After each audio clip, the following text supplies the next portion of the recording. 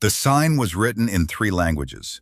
The first was the trade script of the Vathara Compact, blocky, angular characters pressed into a square of cured hide. The second was the merchant's pidgin of the Outer Rim stations, a butchered alphabet that anyone with half a schooling could read. The third was standard, and it said simply, "Free, nobody wants her." Devon Orrell read it twice, then he read it a third time, the way a man reads something when his eyes understand the words, but his mind refuses to arrange them into sense.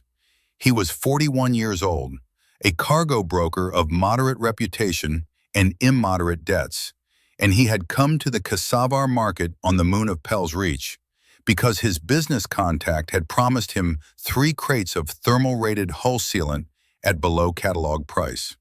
He had not come for this. The pole was iron, pitted with old rust in new, driven deep into the packed dirt floor of the outer market hall.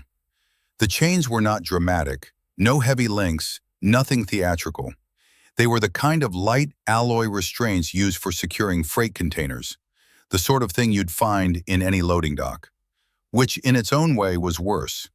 She sat with her back against the pole, and she was unlike anything he had cataloged in 12 years of hauling cargo across 7 systems. She was roughly human-shaped, the way a river is roughly straight. The general direction was there, but the details diverged.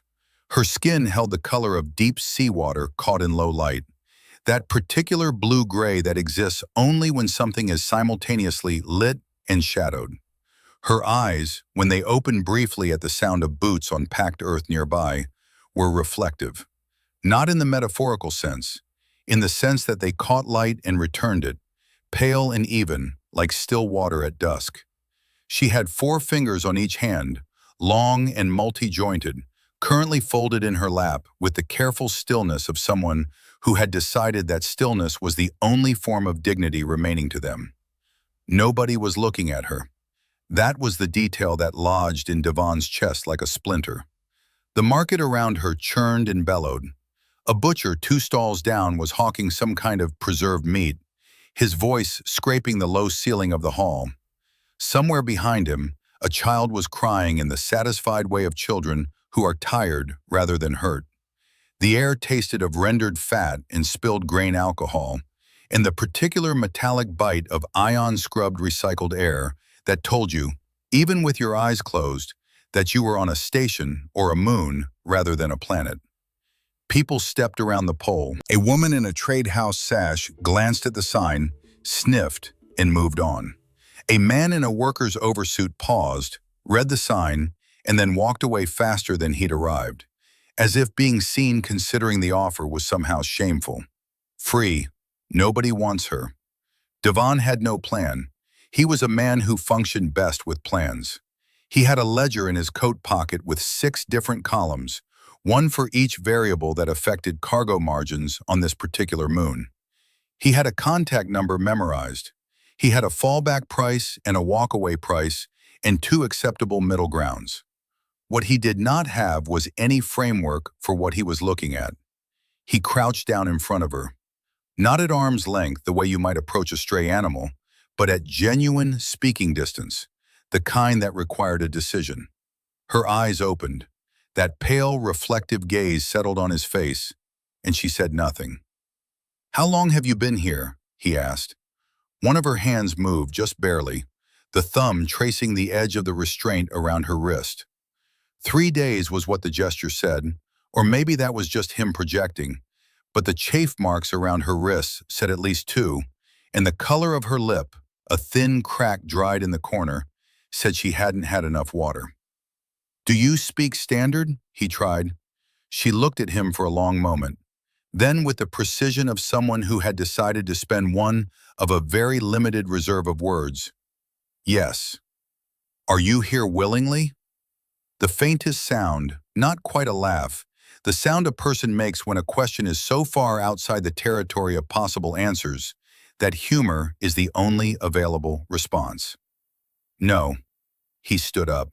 He spent approximately 45 seconds staring at a point somewhere above the iron pole, thinking about his ledger, his debts, his contact, the hull sealant he needed, and the very finite limits of his personal moral bandwidth. He thought about the fact that he had one small ship, a 40-year-old Venda-class hauler called the Combs Regret, a name he'd inherited with the vessel, and had never bothered to change because changing it required paperwork. He thought about the fact that he lived alone on that ship, and that the second bunk in the crew cabin had been used exclusively for storing rope and spare filters for approximately 9 years. Then he went to find whoever owned the pole. The merchant was not hard to locate. He was a broad, flushed man named Geddes, or at least that was what the trade house registration board on the wall of his stall read, who sold second-hand navigation equipment and apparently people. He had the look of a man who told himself daily that he was practical rather than cruel and believed it without difficulty. "The woman chained to the pole," Devon said. Geddes waved a hand. Take her, take her. She eats too much. She won't work. She won't talk. And she's been sitting there 3 days and nobody's touched her. I'd leave her at the Port Authority, but they'd fine me for abandonment of biological cargo." He paused. "You'll need to sign the transfer paperwork." Devon's jaw worked once. Biological cargo. That's the classification. "That's not the classification I'll be signing," Devon said, and his voice had gone very flat and very quiet, in the way that it went when something in him had stopped calculating and started deciding. "Get me the release form. The full custody, no encumbrance release form. And then we're going to discuss the fact that you've had a sentient being chained to a pole in a public market for 72 hours without adequate water, and what the Compact's humanitarian statutes say about that.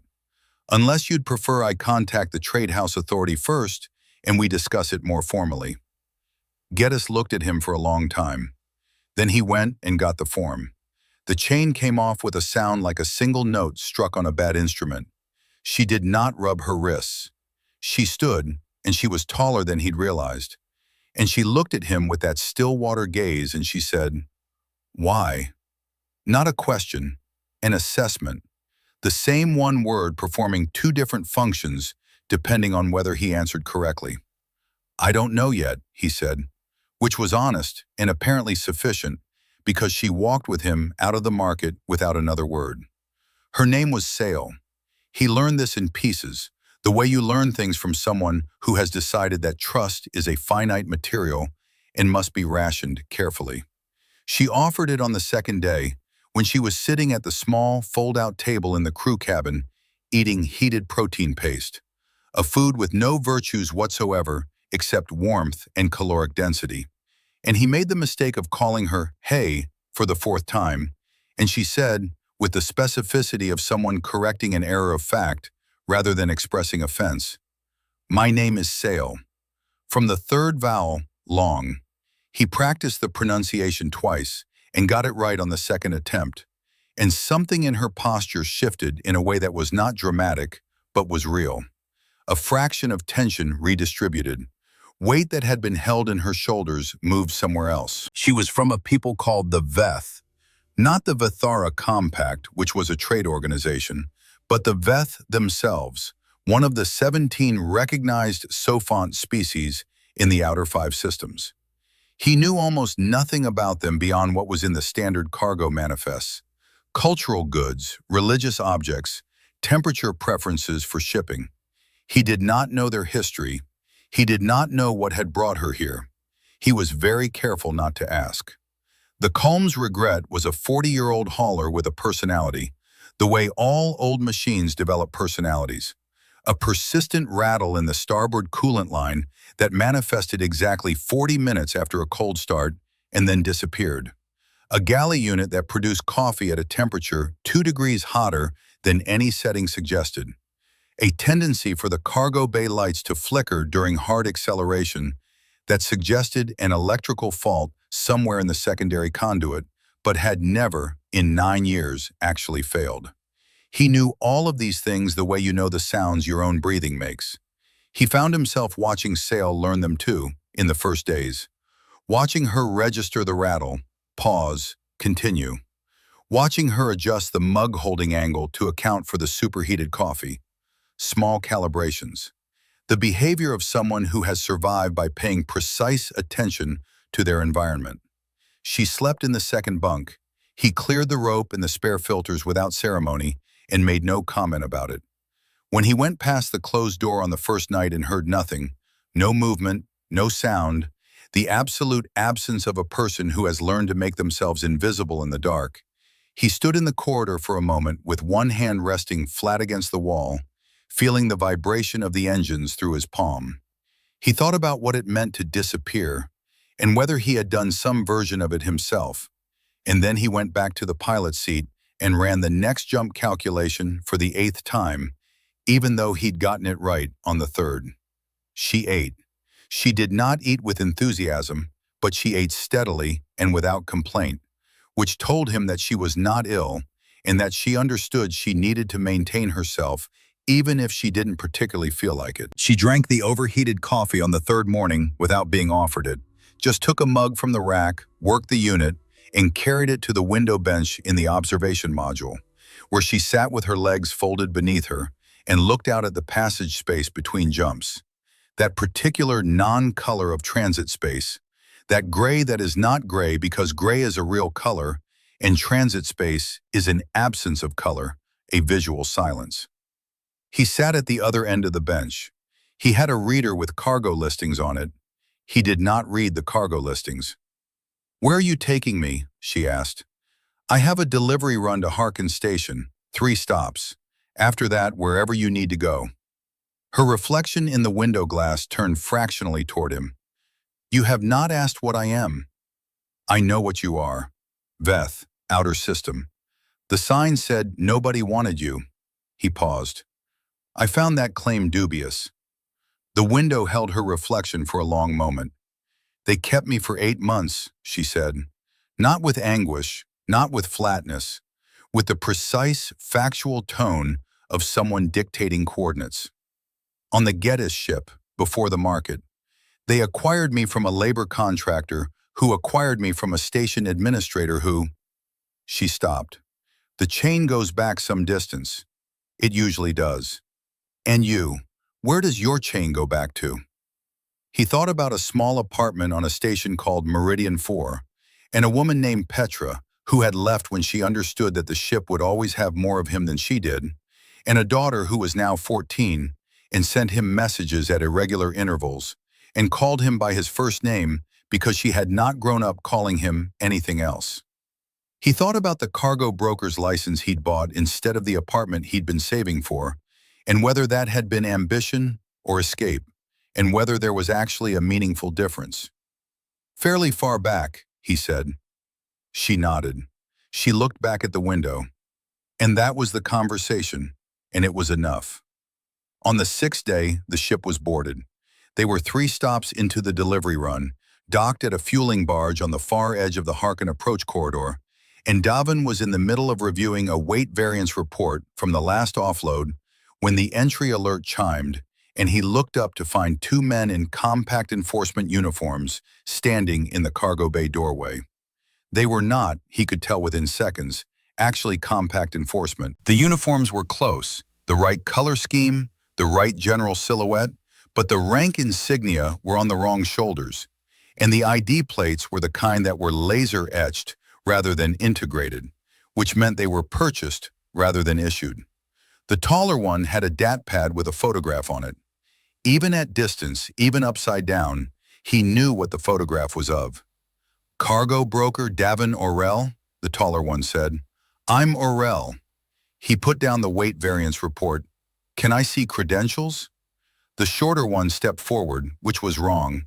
That was a flanking move, putting one person on each side of his sightline.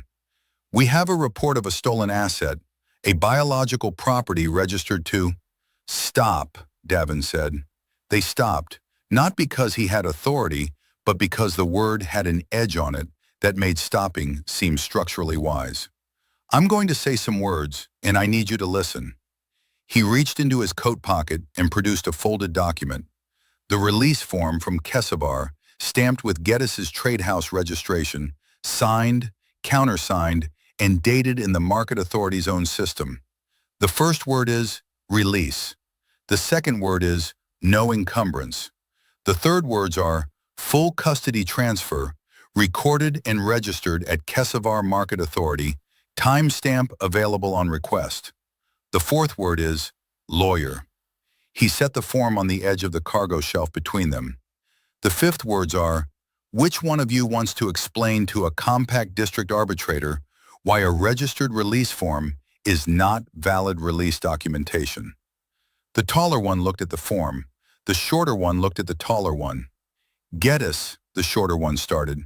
Geddes signed this form in front of 2 witnesses and a trade house recorder, and then took my credit chip and wished me a productive journey. If Geddes is having second thoughts, Geddes can have them in a courtroom. Davin picked the form back up, folded it once, returned it to his pocket. You've been on my vessel for 4 minutes without a warrant. I'm going to give you 1 more minute to decide whether this is worth continuing. They left in 45 seconds. He listened to their boots on the ramp and waited until the external hatch cycled closed. Then he sat down on a crate and breathed, slowly and carefully, through his nose. Sail appeared in the interior doorway. She had been in the crew cabin. She had heard everything. The chain goes back further than Geddes, she said. I know. They will send someone else. Someone who is not pretending to be compact enforcement. Someone who actually knows which shoulder the insignia goes on. Probably. She looked at him, that still reflective gaze. And you are not afraid. His hands were shaking, in fact, with the specific fine tremor that arrives after confrontation rather than during it. The body's delayed invoice for adrenaline spent. He was very afraid. He was the kind of afraid that a man gets when he has done something irrevocable and is only now beginning to calculate the full weight of it. I'm afraid, he said. I'm just not going to let that be the deciding factor. Something changed in her face. Not an expression, precisely. Her species' muscles moved differently than his. The emotional topography was not the same, but something shifted behind the reflective eyes, a resorting of interior assessments. Like a navigator who has just received a new data point and is quietly updating the chart. He undocked from the fueling barge 40 minutes ahead of schedule. He did not go to his next scheduled stop. There was a man named Oru Passel who ran a data brokerage out of a station called Lynn's Tooth in the Harkon Belt. A lean, precise woman in her 60s who had built a career on knowing things before other people knew them and had enough ethical flexibility to be useful without being dangerous. Devon had done 3 deals with Passel over 8 years.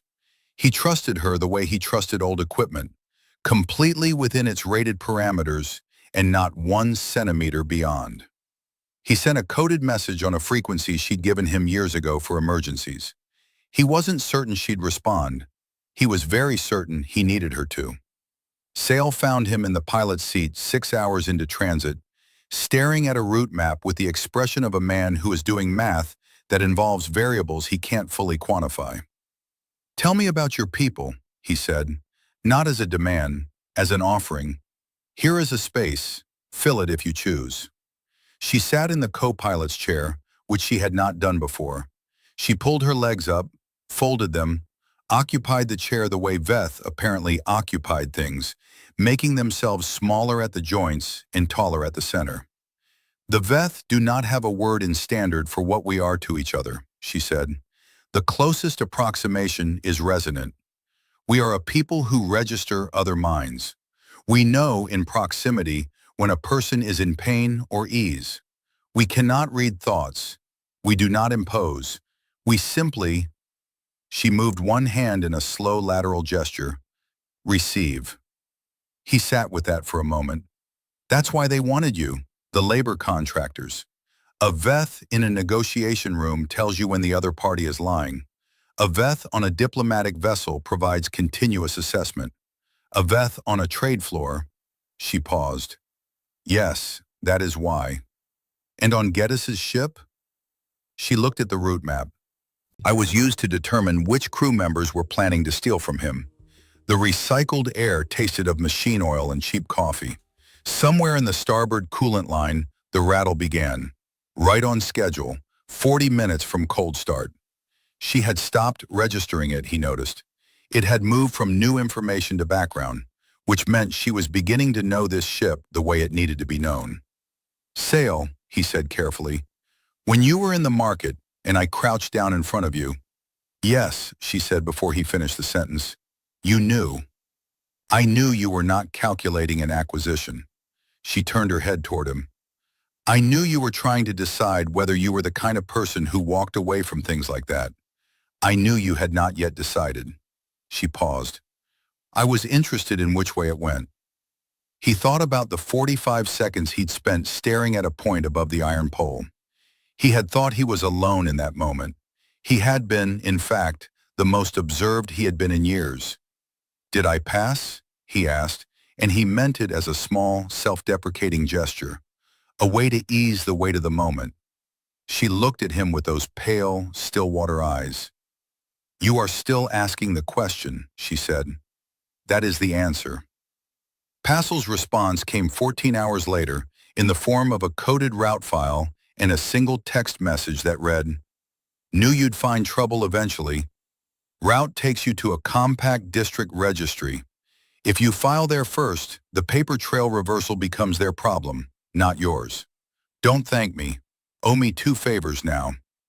He fed the route into the navigation system.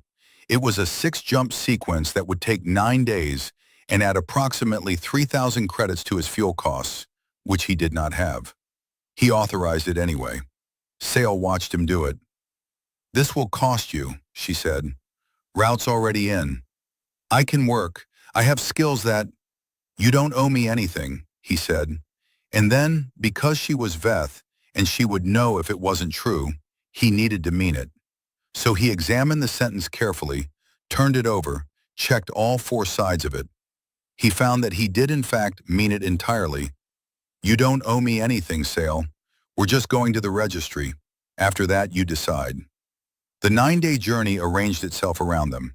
She began to help with the ship's maintenance without being asked, the way someone begins to help with a household task when they've been present long enough that it would feel stranger not to. She had an engineer's facility with her hands, or not an engineer's exactly, but something more intuitive, the spatial reasoning of someone who had always needed to understand the mechanisms of the world they found themselves in.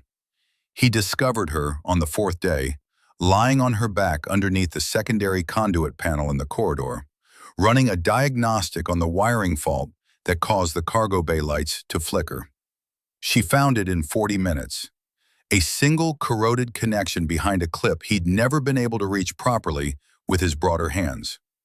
It was going to fail in approximately 60 more hours under acceleration stress, she said, emerging from the panel with a small residue of corrosion dust on her forehead. "I repaired it." He looked at her, and then at the panel, and then back at her. "That fault has been there for 9 years." "Yes," she said, "I can tell." She snapped the panel closed. "Your coffee is burning." He had completely forgotten he'd started the galley unit. He thought about the 9 years of flickering lights. He thought about a problem he had adapted around so thoroughly that he'd stopped experiencing it as a problem and started experiencing it as a feature. He thought about how many things a person does that. The compact district registry was on a station called Vathara Cole, named, he realized on approach, for the Veth themselves, because this section of space had been their territory before the trade corridors expanded and the compact arrived with all its paperwork. The irony of it lived in his chest like a stone. The registry process took 2 days and required Sale to be present as a non-coerced, verbally competent, legally recognized sophont giving testimony, which she did in a small gray room with fluorescent lighting and 2 registry officials who were trying very hard not to be visibly uncomfortable in the presence of a Veth. She answered their questions in the flat, precise tone of someone reciting coordinates. She provided names and dates and ship registrations from memory, a catalog so precise that one of the officials stopped typing and simply stared. Afterward, in the corridor outside, she stood with her back against the wall and her head tilted back, and her eyes were closed, and she was very still. The fluorescent lights hummed. The station's environmental system pushed air through the vents at a pressure slightly too high for comfort, which meant the whole corridor carried a faint whistle underneath everything else. Devon stood next to her. He did not say anything for a while. "They recorded it all," he said finally. "Yes. The names, the chain, yes." He looked at the ceiling. "That's going to cause trouble for a number of people." "Yes," she said, and her voice held something in it then. Not satisfaction, not triumph, something quieter and more complex. The sound a long-held breath makes when it finally leaves the body. The Compact Registry issued a Provisional Protection Classification 3 hours later, which meant that any attempt to acquire, restrain, or transport sale without her explicit consent would constitute a first-tier violation. It was not, he knew, a guarantee. Paper and law were not the same as safety, but they were something. They were a wall, even if it was thin. They walked back to the docking bay in the mid-station hour, when the corridors had emptied and their footsteps were the loudest thing in the passages. She was carrying the small case that represented the entirety of her possessions. He didn't know what was in it, and she hadn't told him, and he hadn't asked. He was carrying 2 bags of supplies from the station market, including a specific brand of protein paste that she had on the 6th day indicated was the least objectionable variety available. He always bought it now. He was not sure when he had started doing that automatically. "My people have a concept," she said, as they rounded the last passage toward the docking ring, for which there is also no standard equivalent. It describes someone who acts as shelter, not a protector, not a guardian. Those words imply hierarchy, imply that the sheltered one is lesser. This is different. It describes... She paused, the multi-jointed fingers of one hand moving slightly, reaching for the shape of the idea. Someone who simply places themselves between another person and the weather, not because they are stronger, because they are there. He thought about the sign. Free. Nobody wants her. He thought about the 45 seconds above the pole, and the cold in his chest when he'd made the call to Passel, and the 6-jump route he couldn't afford. He thought about a corroded connection behind a clip he'd never been able to reach, fixed in 40 minutes by someone who noticed what he had stopped seeing. "What's the word?" he asked. She told him. It was a Veth word, 2 syllables, the first long and open, the second short, the sound of it like water finding level. He said it back. He got it right on the second attempt, the same as her name. She stopped walking. She looked at him. Then she looked away down the passage toward the docking ring and the old ship and the 9-year-old electrical fault that was no longer a fault. "I need to find what remains of my people," she said. "There is a settlement, Harkin Farbelt, 3rd habitation ring. It is not large, but it is. I can get there in 4 stops," he said. 11 days, give or take the Pell Junction. She turned back toward him. He could feel, even without her capacity, even with his entirely ordinary, non-resonant human perception, the weight of what she was trying to assess. She was trying to determine whether he was offering out of obligation or out of something else, and whether those 2 things were actually different, and whether it mattered. After that, she said carefully, "Your route takes you where?" He had, in fact, no particular place he needed to be. He had a cargo broker's license, and a ship, and moderate debts, and a daughter who messaged him at irregular intervals. He had a route map with nothing filled in past the Harkin Farbelt. "Wherever there's work," he said. She looked at him for a long moment. Then, with the economy of someone who has spent 8 months being invisible and is choosing now, very deliberately, to be otherwise. "The Farbelt settlement has 3 functioning agricultural platforms and no experienced cargo broker on retainer. Their supply margins are poor. Their distribution chain is..." She paused. "I assessed it from the transit records they showed me during testimony. It is a solvable problem." He looked at her. "You're offering me a business opportunity. I am pointing out a mutual inefficiency." The faintest movement at the corner of her mouth, the Veth version of something, the mapping of an expression he was going to spend a long time learning to read. What you do with the information is your decision. He picked up his bags again. They walked the last passage to the docking ring. The ship was where he'd left it, which was, in his experience, the most reliable comfort available. Old machinery, parked and waiting. The lights in the cargo bay were steady now, no flicker. He ran the pre-launch sequence while Sail secured her case in the crew cabin. He listened to the ship settle around the process, the hum of systems coming to pressure, the rattle in the starboard coolant line arriving, and then, 38 minutes later, departing. The coffee unit beginning its supervised burn. He could hear her in the crew cabin, moving with that careful, precise economy, occupying space without announcing herself, the way a person moves when they are not yet certain of their welcome and are trying very hard not to impose. He leaned over to the intercom. "Coffee's on," he said. A pause. "The temperature will be wrong," she said. "Always is." Another pause, briefer. "I will be there in a moment." He set 2 mugs out and looked at the route map, at the 11-day path to the Harkin Far Belt and the agricultural platforms and the solvable problem. And he thought, not for the first time in the past 14 days, and not for the last time in whatever came after, about a sign written in 3 languages on cured hide, and a chain made of freight dock alloy, and 45 seconds of staring at nothing while something inside him finished calculating and simply decided. He thought about the Veth word for shelter, the shape of it in his mouth, water-finding level. Through the observation window, transit space opened ahead of the ship, gray and silent and vast. He picked up his mug. He waited for the second one to be claimed.